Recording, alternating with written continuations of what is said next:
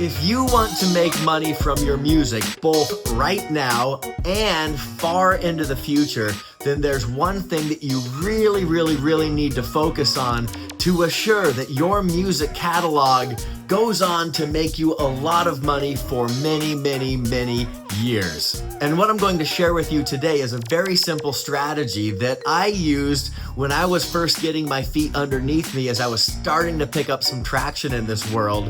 And it's really led me to be where I am right now, which is a full-time composer for TV shows. And this strategy I'm going to share with you is simply that. It is a strategy so that you can focus your efforts on making the right kind of music that will pay off dividends far into the future versus spending so much time making music that is not only unusable in quality or style, but to keep you from making the stuff that may be great and hot right now, but probably doesn't have legs into the future, and as such will be just kind of a flash in the pan in your catalog that makes you some quick money, but really doesn't give you anything 10 years from now. So what I'm going to talk about today is what I call evergreen styles of music.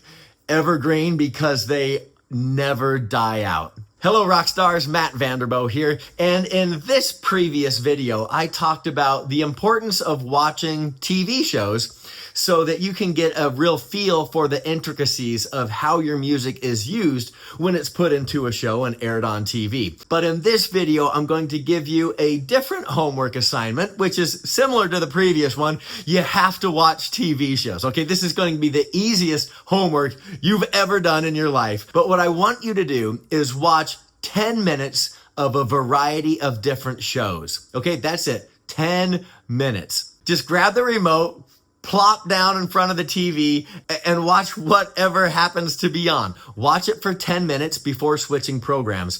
Now, what I want you to listen for in these 10 minutes is the predominant genre of music that show is using. So we can call it the predominant genre, or you can call it the signature sound. Every show is going to have one or two genres that they go back to over and over and over again.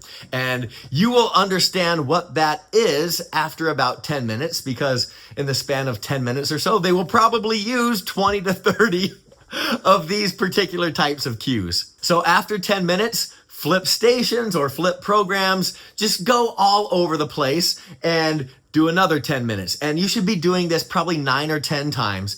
Now, 9 or 10 times 10 minutes is only 90 to 100 minutes. So you're only looking at an hour and a half worth of research here, but hopefully this is research that will really pay off for you when you understand what kind of music is being used more than others. Now, after you've watched these 9 or 10 shows, I want you to go back and look at your notes and see if any of these genres in the various shows cross over. In other words, was the style of dramedy music used in 7 out of 10 of those different shows? Or was hip hop music used in 8 out of 10? Or I don't know, maybe it was indie folk or whatever. Is there a genre that just pops up over and over and over again, no matter the show? If so, that's a good indicator that that genre of music is what I would call an evergreen style. So like I mentioned before, this is a strategy of research that I did when I was a couple years into this game and just starting to get some momentum. And I did the same research, and what I found back then, now granted, this was 13, 14, 15 years ago, is I found 3 styles that seemed to pop up over and over and over again. And those 3 styles were hip hop, dramedy, and light percussive tension. And I heard those sounds on so many different types of shows, like stuff that's not even remotely in the same family. I would hear these 3 styles pop up on anything from the really like hard, dramatic reality TV shows like My 600-Pound Life, to the more like spring breaky type reality shows, to the whimsical, unscripted shows, all the way down to like the home remodel and home repair shows.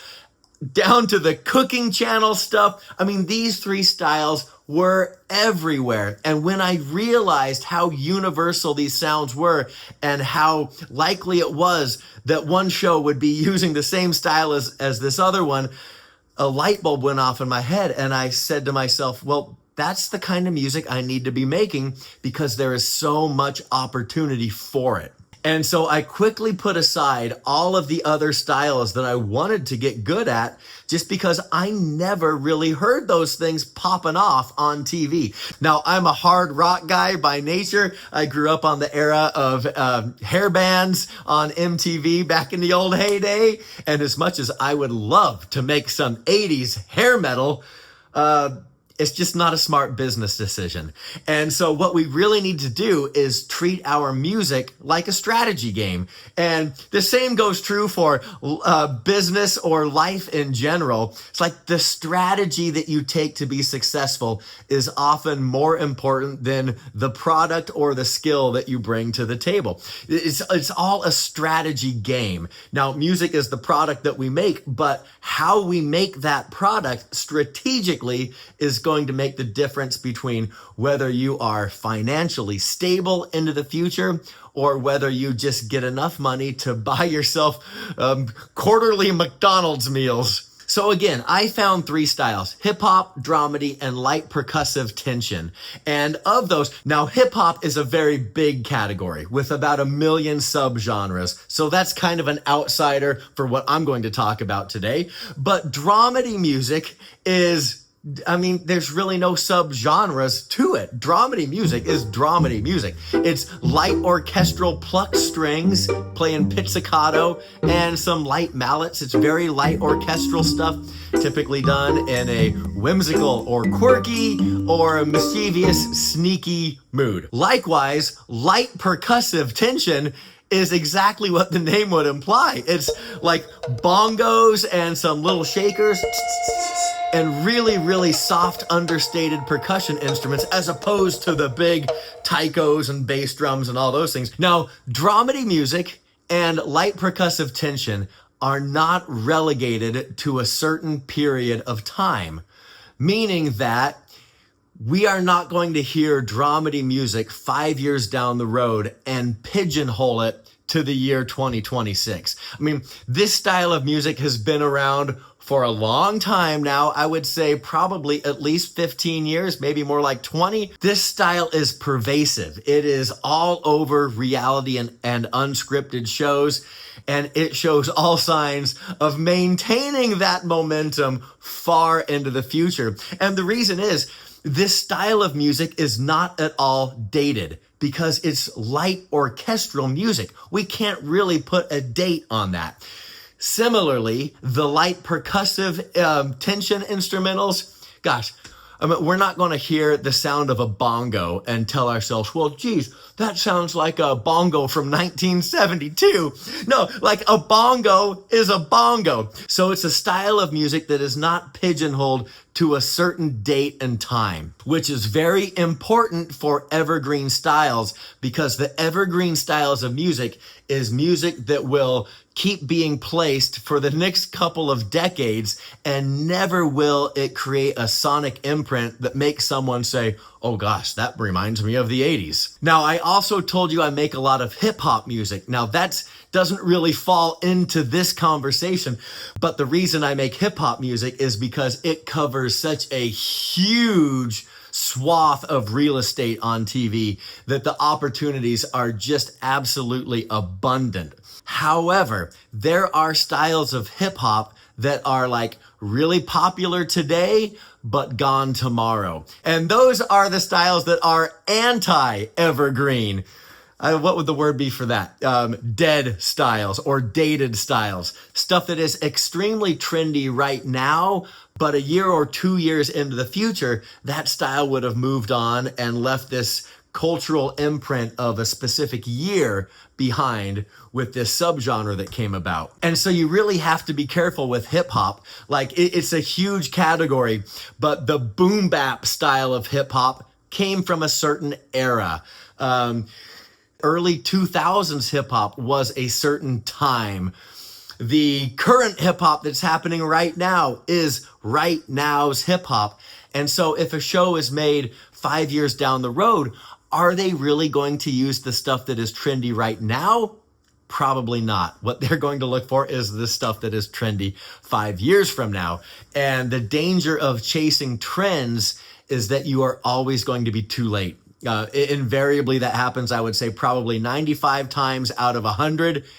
When you chase a trend, you've already missed the boat. I mean, it's gone. The ship has sailed. So rather than chase trends, let's look for evergreen styles that will continue to have legs a long time from now. Because the last thing that you want to do is spend all of your time making music that is hot today, but gone tomorrow. This would be like the musical equivalent of the phrase 6'7", which was all the rage for these kids. I know, because my daughter lived this stuff as a 10-year-old last fall. In the fall of 2025, the term 6'7", with the voice and the hand motion and everything, that was everywhere in youth pop culture. You could not escape that. But as soon as the calendar turned to the year 2026, that thing died a quick, swift death. And so now the kids would not be caught dead saying 6'7" anymore. And just imagine all of those merchandise companies, the t-shirts, the trapper keepers, the binders, the toys, the everything else that had the 6'7" thing on it. They probably mass produced all this merchandise to really capitalize on the trend in the fall of 2025. And now whatever didn't sell, it's not going to sell, because that trend is so dead. It's a reason for kids to roll their eyes these days out of embarrassment and mortification rather than out of humor. Okay, so you do not want to make the musical equivalent of the 6'7" merchandise. Just because it's hot today doesn't mean it'll be hot tomorrow. And if you're chasing that trend, by the time your music gets out into circulation, the ship has probably sailed anyways. So I would encourage you all to do what I did. Research TV shows, find the styles that are used over and over and over again on multitudes of different programming, and then ask yourself, is this a style of music I have heard before? And does it sound dated? Is it trendy to right now? And if it's not, if you cannot pinpoint a specific time in that musical style, then it is probably a great moneymaker for you. It's something that I would call evergreen.